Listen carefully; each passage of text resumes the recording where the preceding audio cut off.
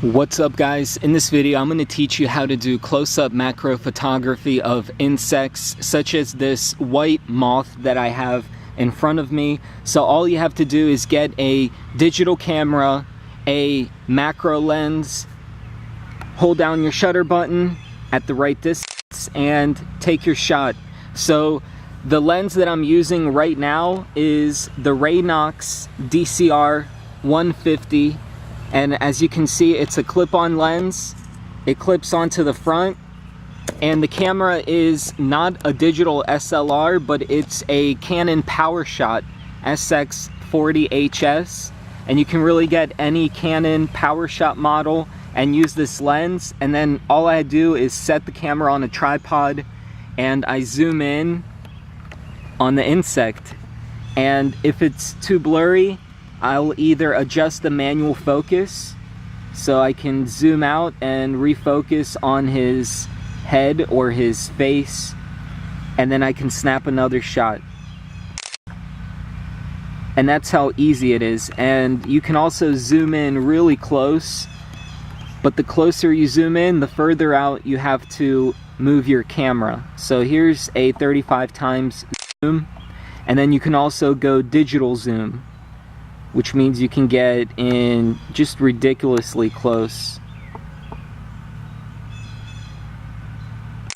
And I'm also recording in 1080p, so I'll also have a video that I can do, and I can do photography, which is something you can't do with most SLR cameras.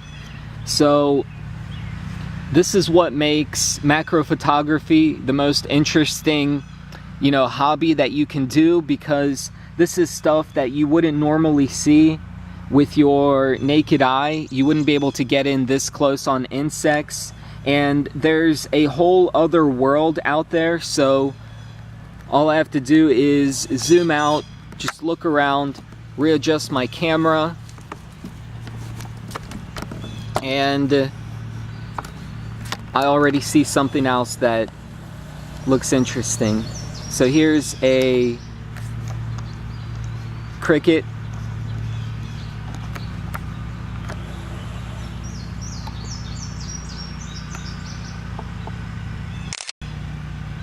And I could take a few shots of this cricket. So the more that you practice, the better you'll be able to get at this, and you won't take as much time to find that right focus. But all it really includes is positioning the camera and then adjusting your manual focus, and then really the possibilities are endless. Because in the summertime, in spring, there's so much life out here moving around, and once you get used to this fly doesn't want to sit still. So that's probably one of the biggest problems. It's finding something that will sit still for a photo, that won't get frightened off by you being there, and also getting out on a day where there's no wind.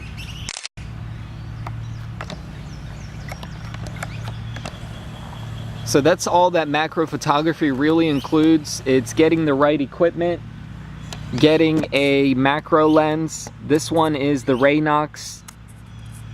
It's $50, made in Japan, high quality. My clip broke, as you can see, but it still fits onto the front of my camera.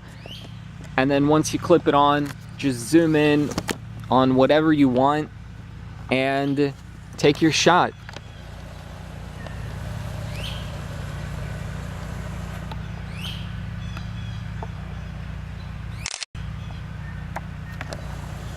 That was a pretty cool shot.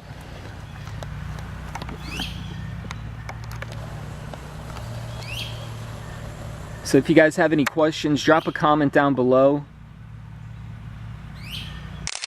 This camera is available, the one that I'm using, the SX40HS, for around $100 to $150 used on eBay. And you can also get a more expensive model of this camera, such as the SX60 or 50HS, which is a camera that I also own.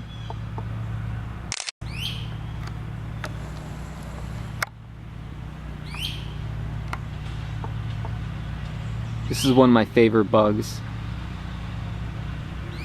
I almost never see them, but if you look at its beak, it looks really, really cool.